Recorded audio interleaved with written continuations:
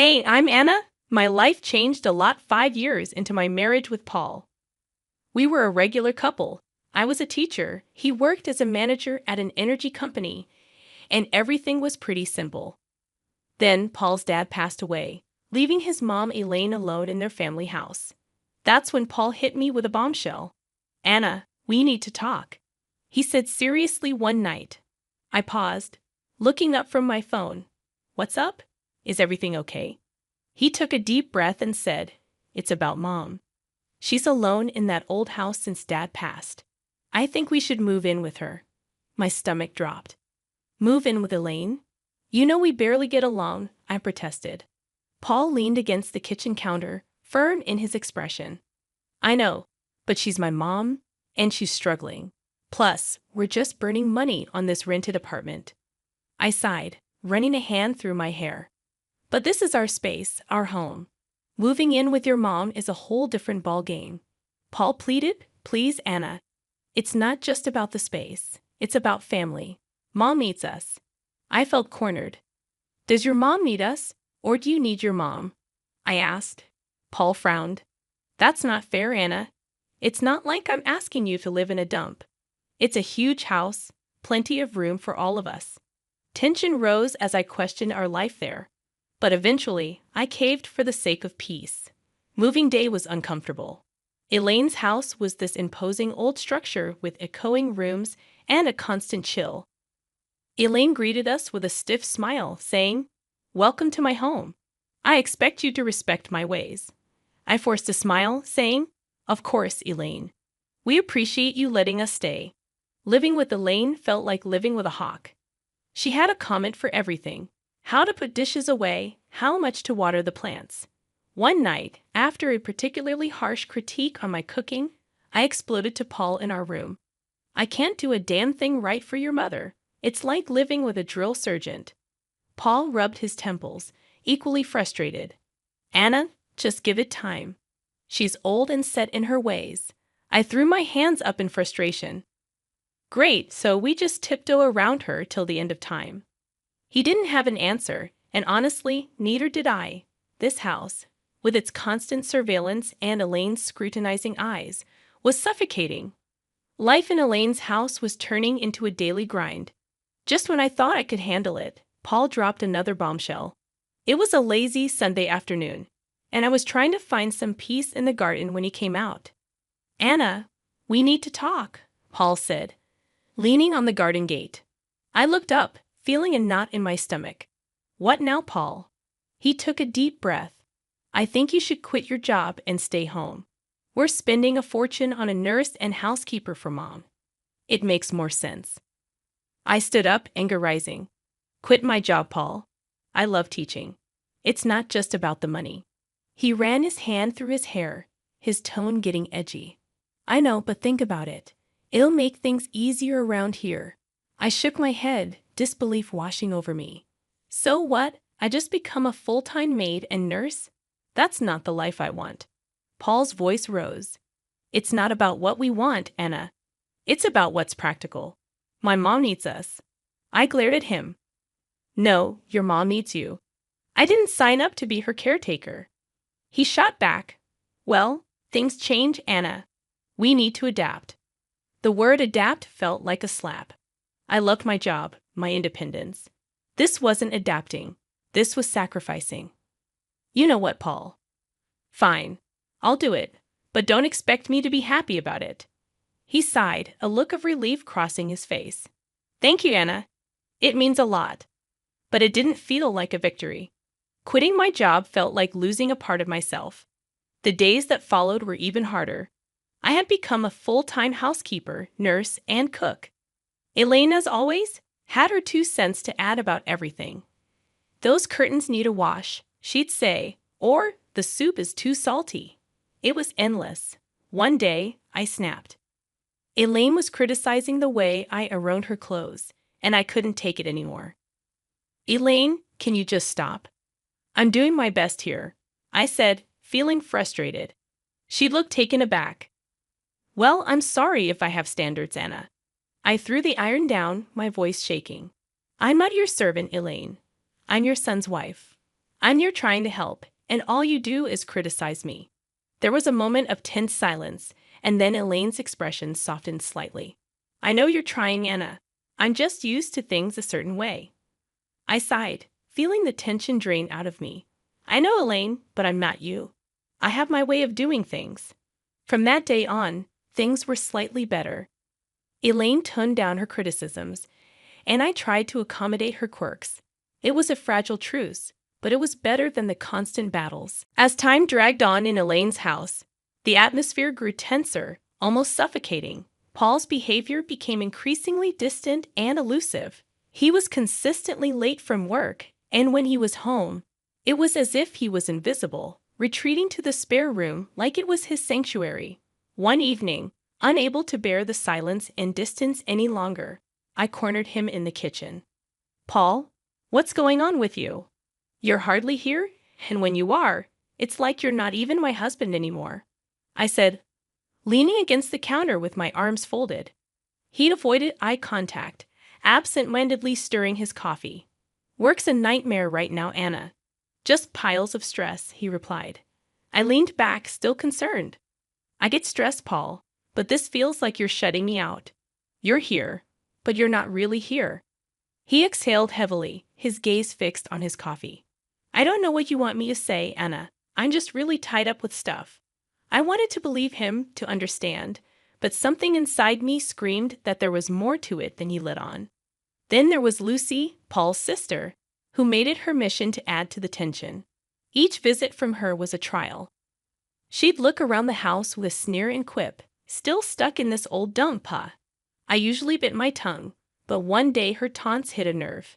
Not all of us have the luxury to mooch off others. Lucy, I shot back. She cackled, her voice grating on my nerves. Oh, look at you playing the martyr in a haunted house. Pathetic. I clenched my jaw, holding back a barrage of words. Paul, ever the silent bystander, offered no defense. His silence was like another jab, another confirmation of the growing gulf between us. The biggest shift, however, came with Elaine one day. She called for Lucy, her voice frail and desperate. Lucy, I need help with a bath. I can't manage on my own anymore. Lucy's response was cold and cutting. Help yourself, Mom. I'm not your caretaker. Elaine broke down in tears, and despite our rocky history, I couldn't leave her in that state.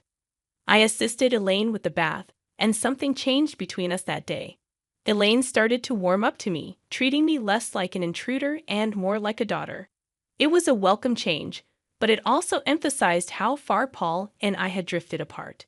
Despite Elaine's newfound warmth, the house felt colder and emptier. The walls seemed to echo with a growing silence between Paul and me, a chasm widening with each passing day. The chill in our home grew colder as Paul's late nights at work became the norm, and our conversations turned into mere whispers of their former selves. During one of these fleeting interactions, Paul dropped a bombshell that added to the growing pile of secrets and lies. Anna, I got an apartment near work, he said nonchalantly, as if discussing the weather. I almost dropped the dish I was cleaning. An apartment? Why on earth would you need that? He leaned against the doorframe, avoiding my gaze. It's just practical, Anna. Saves me the commute, especially with the late nights. Anger and confusion surged within me. And you just decided this without talking to me. What? Are we roommates now? He shrugged, his indifference cutting deep.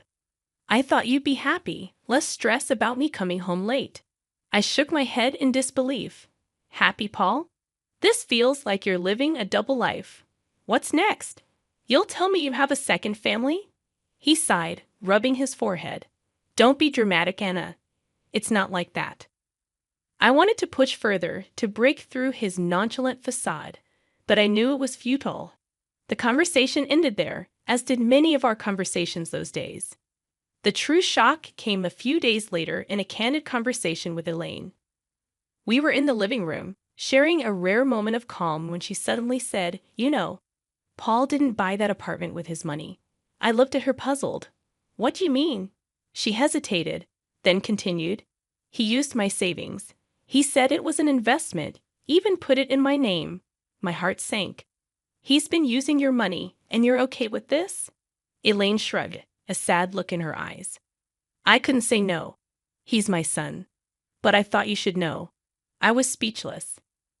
Paul's secret apartment was one thing, but using his mother's savings under the guise of an investment felt like the man I married was slipping away, replaced by this stranger with secrets and lies. A few days later, I confronted Paul about it. Why didn't you tell me the apartment was bought with your mom's money? He was unapologetic, almost defiant. Because I knew you'd react like this. It's an investment, Anna, not a big deal. I couldn't believe his audacity. Not a big deal. You're gambling with your mom's savings and keeping it from me. What else are you hiding? He turned away, ending the conversation with a dismissive wave. You wouldn't understand, Anna.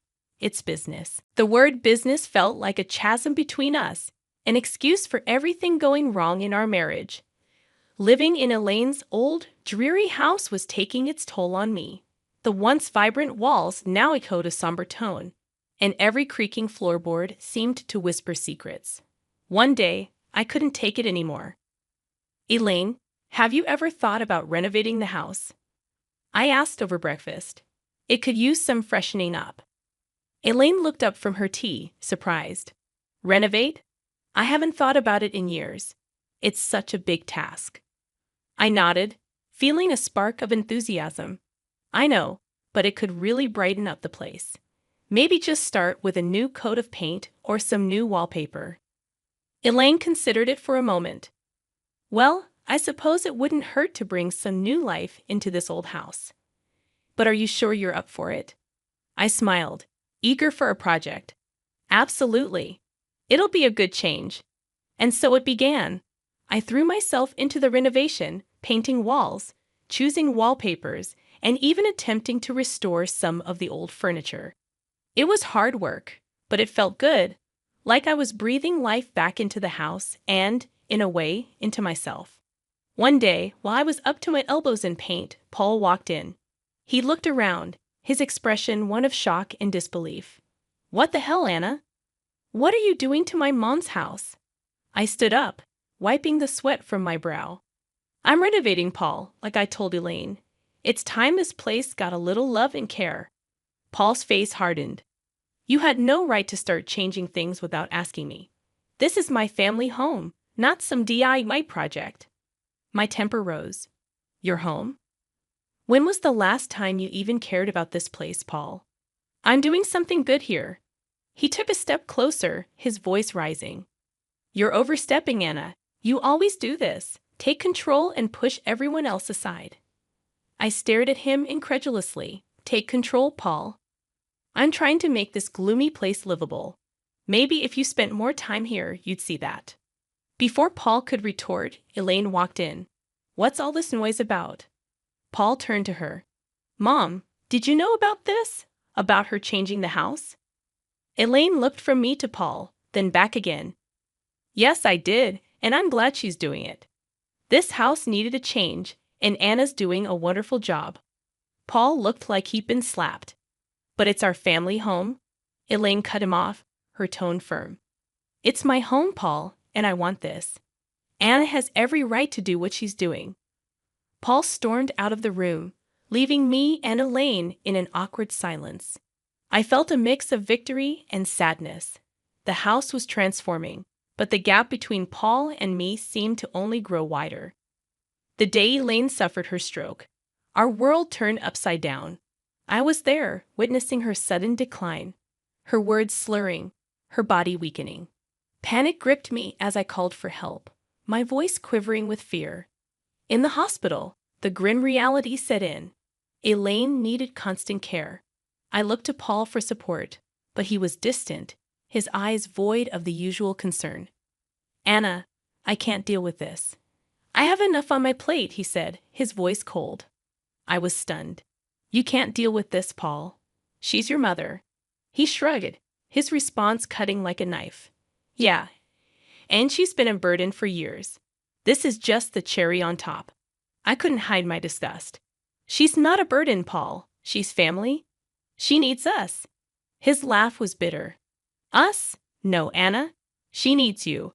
I've got other things to handle. I was left speechless, my respect for him sinking. I took it upon myself to care for Elaine. It was hard watching the once strong woman confined to a bed, dependent for every little thing. As I became Elaine's primary caregiver, Paul's visits grew rarer, and his indifference more apparent. His visits were short, his conversations with Elaine brief and superficial. Then Lucy came. I overheard them in the living room, their words like venom. "We should start thinking about the will, dividing the assets," Lucy said, her voice devoid of any emotion. I burst into the room, fury coursing through my veins. How can you be so heartless, discussing her will right in front of her? She's still here. Lucy smirked, her words sharp. "Oh, look who's talking, the saintly daughter-in-law. This is our family's matter. Stay out of it." Paul chimed in, his voice laced with cynicism. "Anna, just drop it. It's practical to plan these things. No use pretending she's going to bounce back." I was aghast at his cruelty. Practical. She's your mother, Paul. How can you be so callous? He shrugged, his reply cold and detached.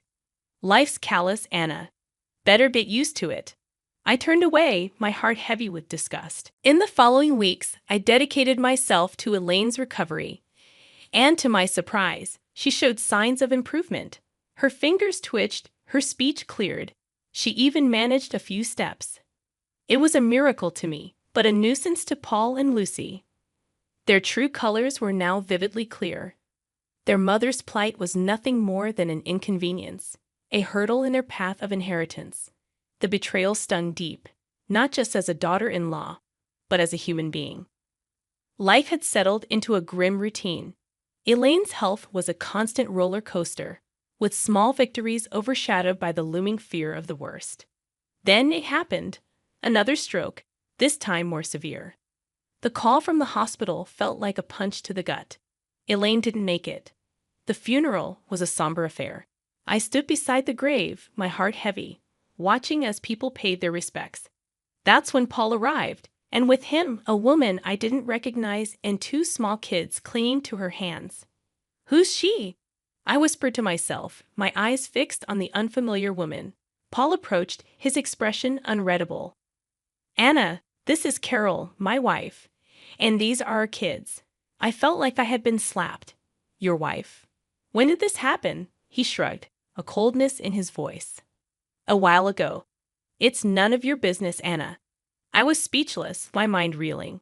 How could he? And during all this time with Elaine, Lucy was there too, her usual sneer in place. "Finally showing your true colors, Anna? Playing the grieving daughter-in-law. It's a bit late for that."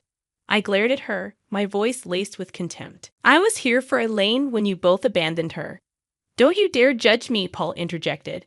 "Let's just get this over with. We have other matters to discuss." After the funeral ended and the gathering moved to Elaine's house for the will reading, Paul and Lucy were like vultures, eagerly awaiting their share. The lawyer began reading the will, and that's when the bombshell dropped. Everything, the house, the money, all of it was left to me. Paul's face went from smug to shocked. "What the hell? This can't be right." Lucy was fuming. She was our mother. How could she leave everything to this nobody? I stood there stunned, not sure how to feel. Happy. Vindicated. It all felt hollow. Paul turned to me, his voice filled with accusation. "You manipulated her, didn't you? Turned her against us." I shook my head, disbelief and anger mixing in my voice. "I did nothing but care for her, which is more than I can say for you." The lawyer intervened. Elaine was very clear in her will. Lucy was seething. "This is not the end. We'll contest this. There's no way we're letting her get away with this." As they left in a huff, I stood there alone in the house that was now legally mine, the walls that had witnessed so much pain, betrayal, and love. I looked around, feeling the weight of Elaine's last act of kindness and the burden of a broken family. The house felt different now, like it was echoing with Elaine's last wishes. I was sitting there, holding the will, still trying to get my head around everything. Elaine had left it all to me, and Paul and Lucy were raging mad about it. They came back the next day, all fired up. You really think you can just take everything? Paul burst out as soon as he stepped in. I looked up, tired but standing my ground. Elaine decided this, Paul. It was her choice. Lucy was red in the face, yelling, "You tricked a sick old lady. We won't let you get away with this." I stood up, fed up with their nonsense. Tricked. I was there for her, unlike you two. She chose to leave it to me. Paul was fuming. So you think you've beaten us? You think you can just snatch everything away? I let out a heavy sigh. I didn't snatch anything, Paul. Elaine gave it to me because she knew I actually cared. Their yelling didn't stop, but it was just noise against the truth I knew. I was there for Elaine when they weren't. The lawyer showed up with a video Elaine had made. Her voice filled the room, and she said it clear as day. I left everything to Anna because she was like the daughter I never had. She was there when my own kids weren't. She deserves it all. The room went quiet. Paul looked like he had been punched in the gut, and Lucy started crying, finally realizing what they had done. After that, Paul and Lucy left, and all their threats just fell flat. I was alone in the big house, surrounded by the past and thinking about the future. I decided to divorce Paul. It was tough, but it had to be done. He and his new family had to move to a rental place. Lucy had her own mess to deal with. Her debts and bad choices were catching up to her. As for me, I was standing in my new house, feeling sad but also kind of excited. Elaine's will wasn't just about the house and money. It was like she was telling me to be strong and make my own way. I decided to start over, use what Elaine left me to build something new for myself. The house, once a reminder of tough times, was now a place for new beginnings.